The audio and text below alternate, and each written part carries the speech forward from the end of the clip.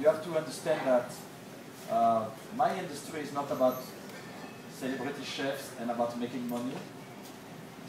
It's about cooking and passion for cooking, passion for eating. It's very physical, so it's hard. It's obviously a hard job.